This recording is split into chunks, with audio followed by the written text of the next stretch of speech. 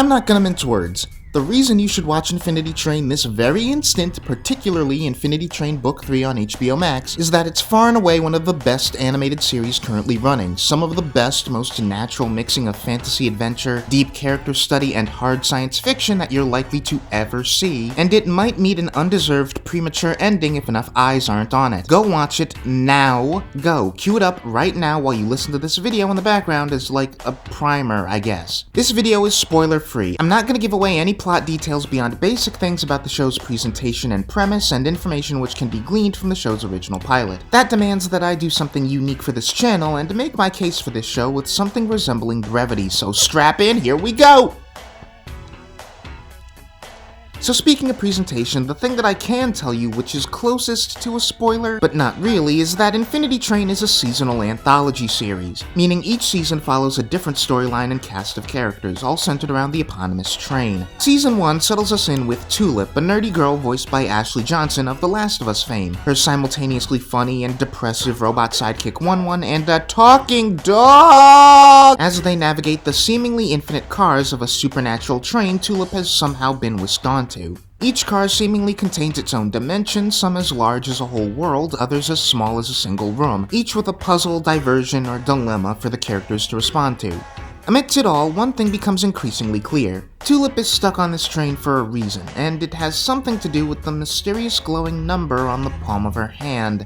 Anyone who follows me knows I love Doctor Who, Series 12 video incoming, and Infinity Train is like a perfectly realized version of one of my favorite aspects of that show.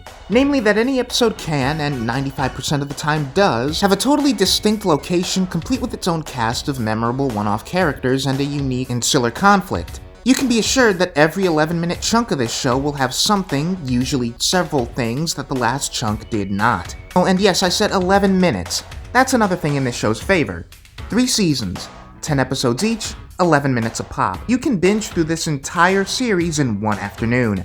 And it truly cannot be understated just how much quality is packed into that tiny stretch of time. All of the disparate scenarios and complications of each season are strung together by a powerful personal narrative about the wants, needs, flaws, and virtues of its given protagonist. And every episode contributes meaningfully to the growth arc of whoever is at the center of that season.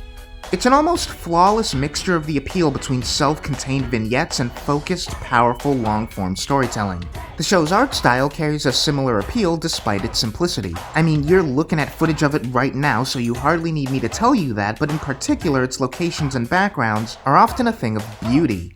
Seriously, if you're not struck by the backgrounds in the show's opening minutes, you need to get your eyes checked. Even more notable is the show's approach to tone.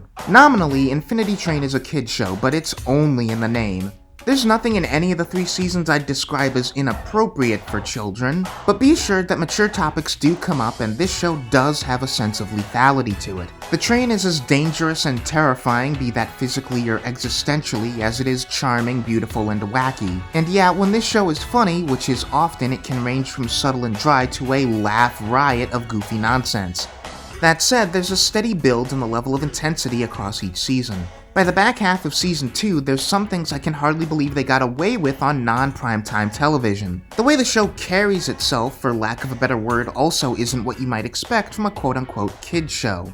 This applies to the wonderfully techno musical score, to the matter-of-fact, understated atmosphere with which most of the characterization is handled, to the grounded, emotional vocal performances. This maturity also applies to the complexity of the multi-season storytelling. While like any good anthology, one could theoretically come into each season as their introduction and find a compelling self-contained narrative within, what Infinity Train does brilliantly is establish a character with a particular role in one season and then reposition them with a new narrative function and added layers to their character in the next. Each season also manages to serve as a proper immediate sequel to its predecessor. Character choices and concepts which arise in each season have fallout in the next, even if not always for the characters who made those choices. This idea even applies to the train itself, with each new story providing a new point of view on the train as a setting as well as moral quandary. It's a cliche at this point to try and sell you on a show by claiming it has something for everyone, but I can't think of much other media for which this is true than Infinity Train. I don't think there's a single person out there who won't find some aspect of this show to love. And that it's in danger of stopping at 3 seasons when shows without a fraction of its versatility or artistry have been running for over a decade by needling at the same topics is honestly a crime. Find it on HBOMax and watch it there now! And maybe stop back here and comment on this video with what you thought when you're done, eh?